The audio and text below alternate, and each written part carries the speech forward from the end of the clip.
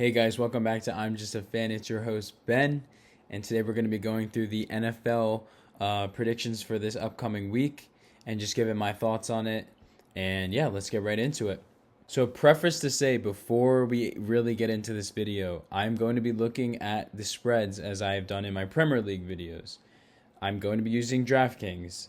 This is just a disclaimer to anyone. I am not a professional gambler. Do I gamble? Yes. But this is no way, or this video is in no way me saying, hey, tail my picks, take my advice. These are all just my opinions, and I'm just going to be using the DraftKings odds. And that's all I'm going to be doing. So I just wanted to preface that before watching because I don't want people being like, oh, you gave me shitty advice. I never told you to tail my ass. These are just my opinions. So let's get right into it. Okay, so first game of the week tomorrow night. I am excited. We got Ravens at Chiefs. And this one I am split on, as I think most of the country is. The spread is at -3 for the Chiefs. And for me personally, going into this game, I'm going to lean Chiefs. Or not even lean Chiefs. I'm going to pick the Chiefs. The reason I'm going to pick the Chiefs is because, personally for me, I am, well, number one, they're at home. Number two, I just feel like for me at least, I don't know. What really scares me about Baltimore is the two things. It's losing 3 offensive linemen from last year. You also lost a ton of talent on defense. You lost a ton just to free agency. And you lost your defensive coordinator to Seattle, who's now their head coach. I just think there's a lot to potentially be worried about for Baltimore. I don't necessarily think Baltimore's going to be a terrible team. But for me, I just think there's a little bit more consistency with what Kansas City has coming into this game. Now, again, this is still really a pick'em, and I forgot to say as well, the money line is at +130 for the Ravens. The Chiefs are at -155. I feel like maybe we'll see how this goes. I'm either gonna do spreads. I think I'm gonna do spreads in the NFL. It's different than the Premier League, just because for me personally, I am not confident with Prem spreads. But the NFL is kind of, in my opinion, the spread is more. I don't know, I'm trying to think of how to put this into words. It just lets me know how Vegas is feeling about the game. If you want me to touch on money lines going forward, just drop it in the comments. Just let me know. But right now, at least, I'm going to be going with the spread. So if I was to gamble on this game, give me Chiefs -3. And yeah, I have the Chiefs winning this game. All right, we got a big one on Friday as well, and I'm going to be biased here. I'm going to specify I am biased for this one. I am a Philadelphia Eagles fan. So I'm very, very excited for this game. Eagles and Packers in Brazil. Not sure how I feel about that. Doesn't seem like both teams are really too thrilled about that either. But hey, that's the NFL's problem, not mine. And going into this game, I think the line is actually moved. From what I was seeing for the last couple of weeks, it was at 2.5. The Eagles are now only -2 favorites. This is, again, a really, really, really weird game. Green Bay has a new DC. They have a new DC, so I don't really know what to expect with him, especially because he's coming from the college game. Not saying it can't work, but this guy wasn't even in the NFL. Number 2, Jordan Love. Yes, he had a very good end to the season last year, but will he have a good, start to the season this year? I have to kind of see it. I'm not saying I'm out on Love at all. I am a Love believer. You can check my channel. I have a video out criticizing the Packers for not getting their deal done soon enough. But for me, there's questions there. Yes, they're getting Josh Jacobs, but I don't think that's as big of a deal. When we flip it to the other side, this is my team, the Philadelphia Eagles. I also, again, have questions. It's a new offensive coordinator with Kellen Moore, which I do like. I think is going to be a plus for this team. He ran the 5th most motion last year in the NFL. And the Eagles, I don't know what the statistics was, but I wouldn't be shocked if they were fucking dead last year in motion, because that offense was shit. It was shit. But I think the offense will improve. But again, there's still new pieces. You just got Jahan Dotson not even 2 weeks ago, I think. You have Saquon Barkley coming in. You're losing Kelsey on the line. There's a couple things, that are new on this offense. But I'm at least having faith in them in this game because Green Bay's defense last year obviously wasn't great if they had to get a new defensive coordinator. What worries me about the Eagles personally, is the new defense. Number one, you have Fangio, who's a very good defensive coordinator coming in, but history has shown that a lot of teams don't really. It's not that his defense doesn't work; it takes time for it to gel. And the Eagles, for me personally, I just have a lot of question marks on that side of the ball. I felt like the D-line got worse. You got rid of Reddick. Yes, you signed Huff from the Jets, but he didn't play all of last season. He was always on a snap count. And Fangio himself even said, hey, he's got to be better going against the run this year, so I don't know if he's going to get snaps every down. You're now heavily relying on Jordan Davis and Jalen Carter to get the job done, which I think they will, but there's no more Fletcher Cox there to be the big boy, the big guy. And let's go about the linebackers. There was no meaningful acquisition for this team. Again, I could make an entire video on that. Maybe I will, depending on how this team goes, but they fucking just neglect linebackers every fucking year, and it pisses me off. So they didn't really get better there. Yes, they did get Devin White, but he's now hurt for this game, so what can you do there? And then when it comes to the secondary, I like Slay, but that's about it. I mean, okay, I'll say this. You did get you did get Gardner Johnson back, which was huge for safety. But other than that, I have huge questions. I like that they got 2 rookie corners, but again, do I want to rely on 2 rookie corners in week 1? And I don't even know if DeJean's playing. That's on me. I got to check. Mitchell will be out there. You're probably going to have Keely Ringo starting, who was kind of last year. Again, he was young, but we'll see. And then that strong safety position as well is not my favorite. So there's questions for both teams. I'm going to be a homer and go Eagles. Give me Eagles -2. I don't mind that because it's just such a short number. I was going to say, just looking at this, the over-under is at 49. I would maybe lean towards the over just because, again, I think the Eagles' offense will look good against this Green Bay defense, and I think this Philadelphia Eagles offense will look good against Green Bay's defense, and I think Green Bay's offense could take advantage of this new Eagles defense. So I think there's some angles to look at there. And also, just from what I've seen, the NFL had, I think, one of the lowest scoring seasons last year. I think they're going to be changing that this year with some of the rules, and you have the new kickoff rules. So I just think lean more overs this week. At least that's my hunch going into the season. But we'll see how that goes. But give me the Eagles -2. And go Birds because I need a win Friday night. All right, our next game, New England Patriots going to Cincinnati Bengals. Not much to say about this one. Not sure if Jamar Chase is going to play in this game. It's definitely a factor, but I don't think that decides the entire game. We got to monitor Joe Burrow's wrist. He hasn't been able to practice over 3 days straight as of at least a week-ish ago. I haven't kept up with that story recently, so I could be talking out of my ass.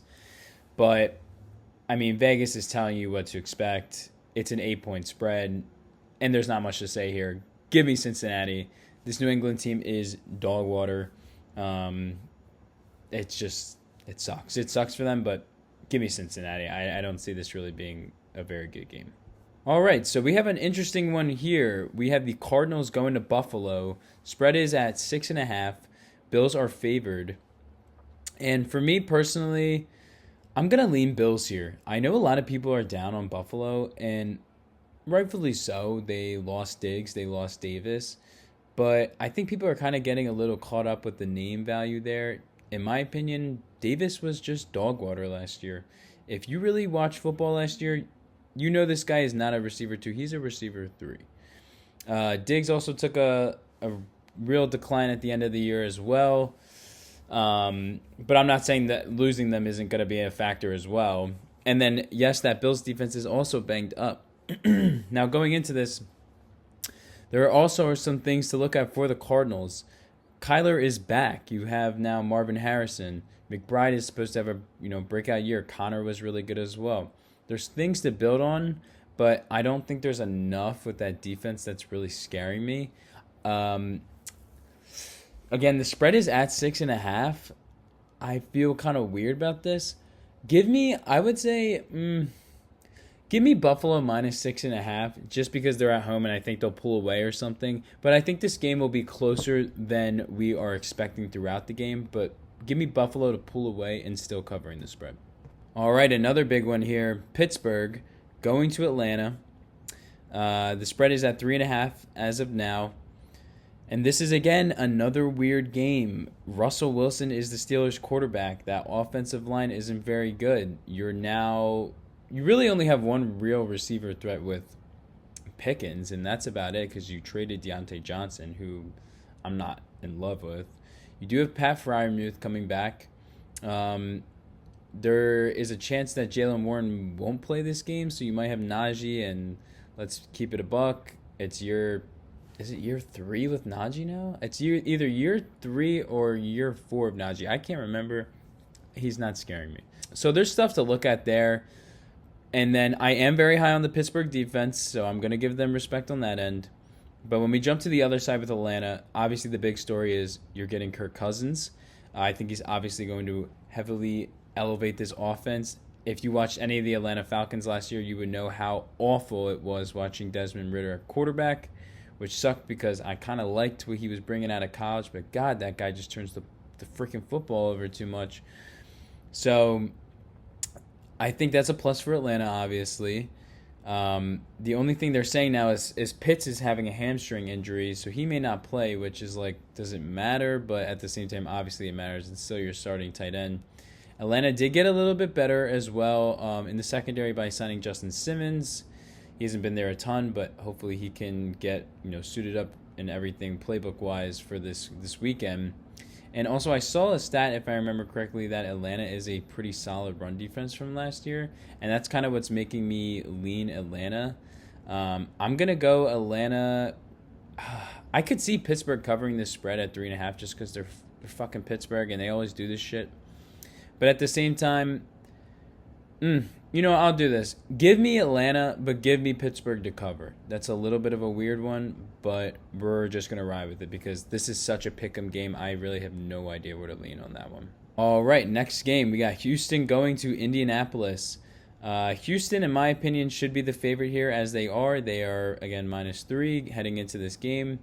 I could see the spread even being larger for this one, but I think this maybe is due to Richardson being back for the Colts. And this is where it's kind of a weird one to really predict just because Indy, they didn't really have Richardson last year. I mean, you had him for like 3 games, and that was really it. And he was banged up in like every single one of those games. So I just don't really know what to expect out of Indy. Now, I am very big on Shane Steichen. Again, if you follow the Eagles at all, this man, in my opinion, is one of the main reasons we went to the Super Bowl in 22 because of his offensive play calling and what he got out of Jalen Hurts and the rest of the town on this offense. So I think there is that potential with Richardson. But if you phrase it like this is really Richardson's 4th game as a starter. So it's really hard for me to be confident in Indianapolis, even at home. I could see it again being a close game. It's a division game. It's week 1. But I'm going to take Houston here, -3. And, yeah, I got the Texans winning this game against the Colts. All right, another interesting game, a little Florida Bowl game. We got Jacksonville heading into Miami. Spread is at 3.5, favoring the Dolphins. And for me, I'm going to lean Miami on this one. I just think, I don't know, I'm just more, I guess, what's the word to this? I have more faith in Miami's offense than I do Jacksonville's. I feel like Jacksonville, or at least Trevor Lawrence, kind of got screwed a little bit at times last year because he really didn't get a ton of great receiver play other than from Kirk. But at the same time, and that offensive line is trash, and I'm not a big fan of their play caller. But at the same time, Miami is just such a regular season team, if that makes sense. Like, they just are so good in the beginning of the regular season, specifically last year. And I personally just see them pulling away a little bit. I'm not necessarily, terribly down on Jacksonville. But for me, going into this one, I'm gonna go with Miami. They're at home. That offense is usually highly explosive, and I'm not in love with the Jacksonville defense. And of course, Tyreek Hill exists, so I just and obviously you're also getting Achane back. So I am leaning Miami here, and I would I would take the -3.5 here if I was to play that game. All right, our next game on the slate, Tennessee heading into Chicago. Again, an interesting game. Tennessee is really, you don't really know what to make of them. You got a new head coach. I don't even remember this guy's name. I'm not going to lie. I should be on that. You got Calvin Ridley. It's the second year of seeing Levis start. I'm not in love with that offensive line, but at the same time, I have to commend Tennessee because they have made some small moves. You got Snead in the offseason, which I thought was really big. And I know they made one other move that I'm just forgetting right now. I can't remember it, but I have to look. So I'm going to give Tennessee credit for at least trying. But I just personally think that this game, again, I don't know. It's just because it's at home in Chicago. I think that place is going to be freaking buzzing for Caleb. Again, you have a Dunze coming in. You have Keenan Allen coming in. You have the second year of DJ Moore. Again, Caleb's first year. I didn't even think that Chicago defense was that bad. But you have to see what's going to happen because, again, this is a rookie quarterback's first game. But at the same time, I am very high on Caleb. So, for me, I think I'm going to lean... I'm going to take the Bears here. But I could see Tennessee covering. Give me... Oh, yeah, we'll do that. We'll do this. Give me the Bears, but give me Tennessee to cover. All right, on to the next game. Not one I'm very excited for, but I'm going to watch it because it's the NFL and it's week 1. Carolina Panthers at the New Orleans Saints. The two teams I would rather watch, or I would rather watch paint dry than watch these two teams' offenses because they're so fucking boring. Okay, so Vegas is favoring New Orleans. The spread is at -4. Which is interesting because I thought they would have maybe been like -5. This game's at home. I'm going to go with New Orleans here and give me them on the -4. I have to see it from Carolina. I have to see it. I really do. Again, they got Deontay Johnson. I like what they did with their new hire just because of what he did with Baker last year, and he kind of helped him out. But they don't have the personnel that Tampa had last year. And again, I am not a big fan of New Orleans at all. I think this is going to be a very low-scoring game. But at the same time, I'm still going to lean them and pick them. Just to pick them and on the spread because it's at home and I have to see it from Bryce Young. I have to see it. So give me the Saints here and the -4. All right, our next game of the week, we have the Minnesota Vikings heading to the Meadowlands to play the New York Giants. The Giants are actually, they're not favored. Wow, I thought they were. Minnesota is favored, and the spread is at 2. So this is a very, very weird game. I don't really know where to go here on this one just because, again, it's the freaking Giants. Like, Daniel Jones is Daniel Jones, but then there's Malik Neighbors, but then there's their shitty offensive line, and then there's the no receivers that they have. So it's like, what am I doing with this? You also lost your DC last year, but you made upgrades on the D-line. So, like, I don't know if that balances itself out. I don't know. And then, of course, with Minnesota, you have new additions with Cook. Hawkinson isn't going to play this game because he's hurt. Jettis is back, but no McCarthy because he's hurt. Not that I was expecting him to play, though. I thought Darnold would start week 1. I'm going to go Minnesota here. Give me Minnesota -2. I just think Minnesota's a better team overall, and I have faith in Darnold to get it done. This is going to be an interesting game, and I could honestly see myself getting this one wrong. But I'm going to lean Minnesota here strictly just because I have more faith in their offense, and I just like that they've had some consistency now going into their second year with Brian Flores at DC. And I thought he did a lot with them last year with the decreased amount of talent they had. So give me Minnesota here and lay the points with them as well. All right, our next game on the slate, we have a little Super Bowl rematch here. Denver Broncos heading over to Seattle. Would have been cool if Russell Wilson was there, but of course, he had to flame out in Denver but that's not even related to this.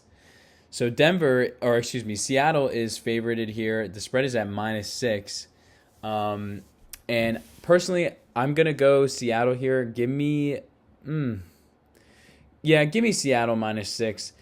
Only reason I'm really fading Denver by this much is strictly because it's Bo Nix's first game, and he's looked really good in preseason. And I'm actually not a Bo Nix hater. I'm not saying he doesn't need to develop on some certain things, but I thought he had a really good deep ball, which I don't know why a lot of people were shitting on him for that. Like, if you watch some of his throws last year, like, that motherfucker's got a cannon. But he is also, again, a rookie quarterback, and I had mentioned this in the first game. Seattle now has their new head coach with, I think it's Mike McDonald or whatever the fuck his name is. I'll get on that. He was the former DC for Baltimore, and he did one hell of a job there. And Seattle has a lot of talent, especially they got that new DT and they got some corners. So personally for me, I'm going to go Seattle here, and I'm going to lay the -6. All right, another interesting game here. We have the Raiders going to LA. I would say it matters that they're in LA, but this is going to be a home game. I mean, the Raiders are going to take this shit over. So I guess they technically will have home field advantage. The Chargers are favorited by the -3. I'm going to go with the Chargers, though, for this one. And it really comes down to, number one, they have a new head coach, so I think they're going to be a little fired up because that shit was getting old. It was getting, no pun intended, it was getting stale.